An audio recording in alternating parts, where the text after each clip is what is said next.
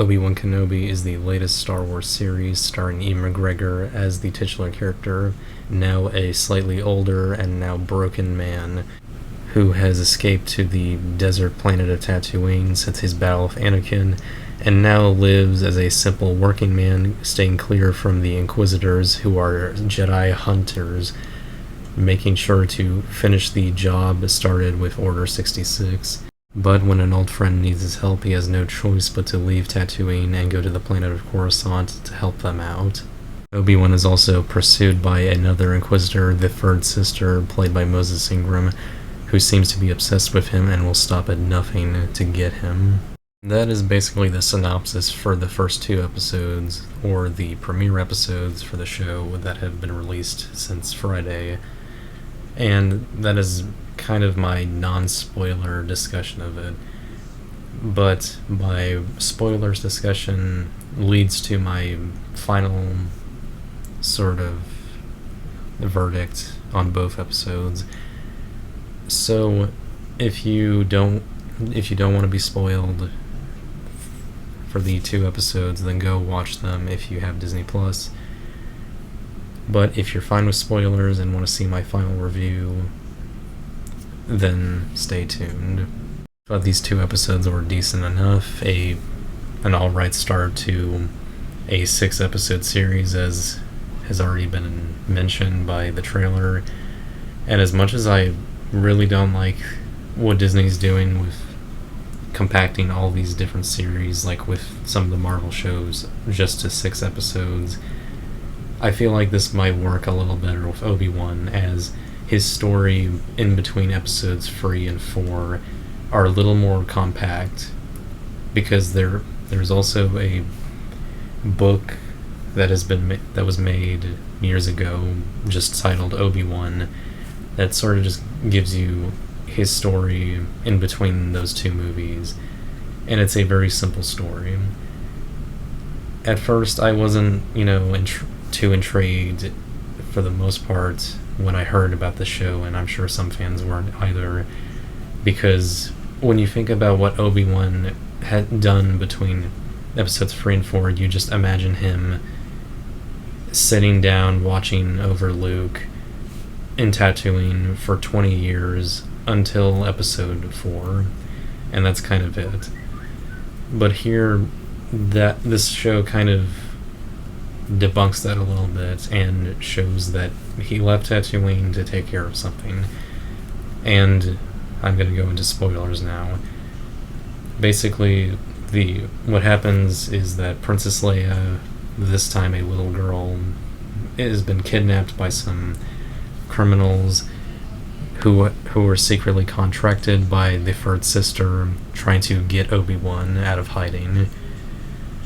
So Obi-Wan has no choice but to leave Tatooine and go to Coruscant.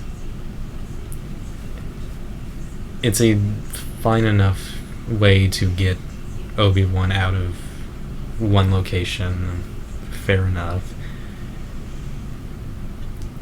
I might as well also, just touch upon the elephant in the room when people are talking about the show so far, and that is Moses Ingram as the Third Sister, because most people will agree that she is kind of the worst part of the show so far, and there's only 2 episodes. Just to get it out of the way, I'd say, as other people have said, and literally the other Inquisitors have said, she's impulsive and just shouting all the time. The Inquisitors didn't say that, but we're all thinking it. She's just shouting, being angry. It's very forced feeling, someone who is pretending to be cool or angry, that sort of feeling.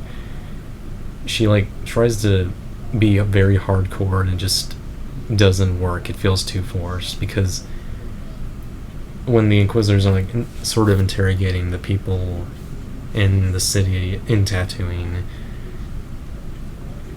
the Grand Inquisitor, the lead guy, is just talking to people, just having this speech, intimidating them slowly.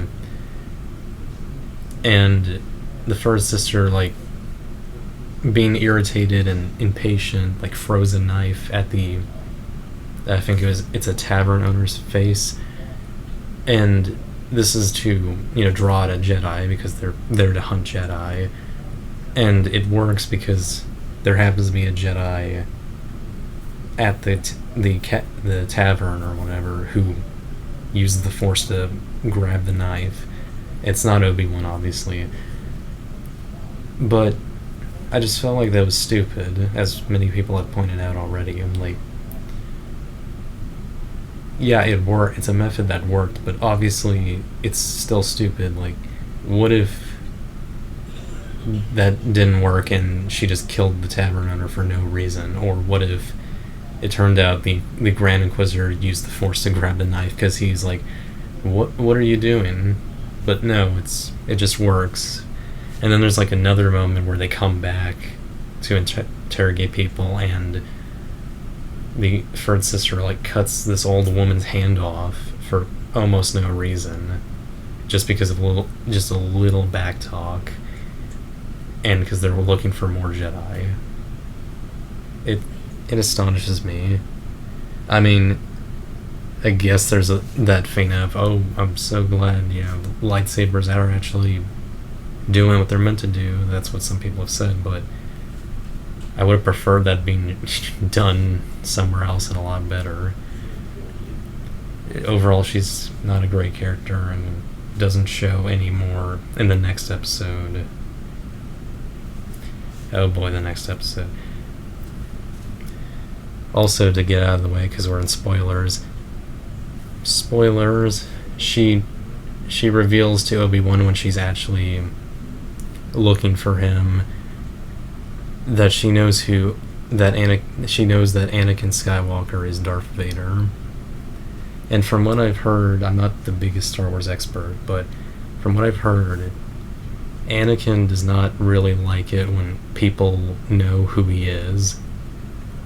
He usually kills people who know that he was originally, the Jedi Knight in the Clone Wars.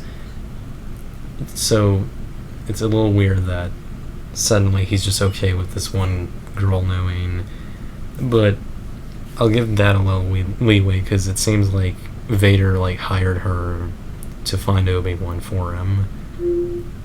So I'm imagining she's gonna try to take Obi-Wan to Vader, and it's gonna lead to some big confrontation in the final episode. So that's fine enough. It just seems a little weird. And I think also there's a opening scene in the first episode that shows a bunch of Padawans witnessing and experiencing Order 66. The clone troopers are killing the Jedi, and I feel like it's very obvious that the third sister is meant to be that one of those Padawans, because there's no reason for the scene for the most part, and some people keep wondering, oh, is this her? And I kind of think, yeah, it is. And maybe that's what the purpose of that scene is going to turn out to be. Maybe Moses Ingram sees Anakin Skywalker marching along with the clone troopers, and at some point it also reveals she's seen what Vader looks like outside of a suit in the Bapta tank, and she realizes she's seen that face, those eyes before, and instead of killing her, Vader's like, okay, I can use her, I guess. I don't know, it's a little confusing. That's all I can really say about her character so far. And also one more thing, she murders the Grand Inquisitor in the second episode, which opens a door of questions, because fans are constantly saying right now that why? That's what they're saying. They're saying why. They're also asking if that's the same Grand Inquisitor in Star Wars Rebels, which I think it is, which confuses them and I, because seems like she just killed him before he can do anything in Rebels. But I think, who knows? I don't know. Maybe he'll turn out to be alive because everyone can just take wounds in Star Wars quite easily.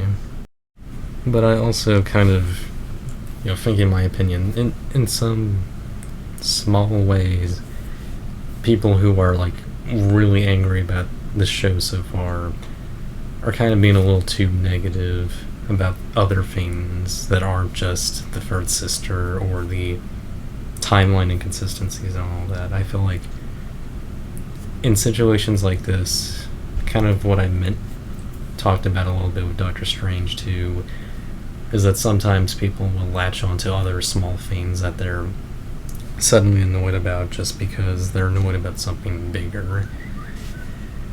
Like, some people, are talking about how, the young version of Princess Leia is annoying. So annoying, like, in my opinion, I thought, she's fine. Like, there's a little bit too much of the, back-talking kid sort of trope with little kid characters, but other than that, I thought young Leia was fine. You kind of feel like that's how she'd be as a child before, the Leia we all know and love. It was, good to see other returning actors, like, I think his name was Jimmy Smits.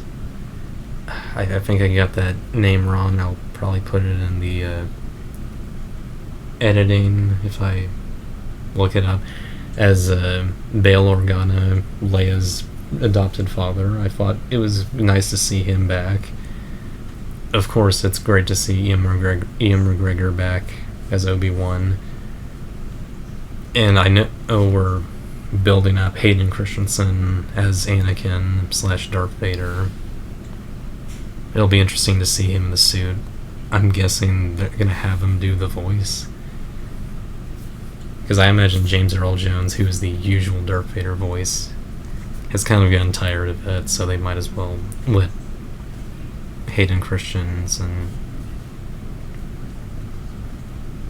do it. Other than that, I think that's all I can say about these two episodes.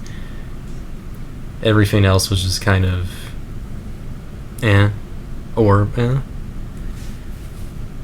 smaller things, like there's minor characters that I kind of forgot about a little bit. I hope they do a little better with how they're presenting things. Hopefully they don't try to fill the series with the third sister. I hope we get more Obi-Wan and Vader than her, because if the Grand Inquisitor in this show is the same as the one in Rebels, I imagine he's gonna come back and either simply overthrow her or kill her. Or maybe Vader will kill her, because Vader has never really been kind or compassionate to anyone since his time as a Sith. But other than that, I'm gonna give episode 1, or part 1 as it's called, let's say a 6 out of 10. And just to, of course, be a little different, and because there are moments that I guess I didn't like as much, though there were moments that weren't as good in episode 1, but I guess I'll just give episode 2, part 2, a 5 out of 10. So, let me know what you thought of the show. Did you like it more than I did, or did you hate it more? Let me know how you feel about it, and hopefully I'll cover more episodes in the future. This is the first time I've reviewed a TV show, so I hope it goes well. Later.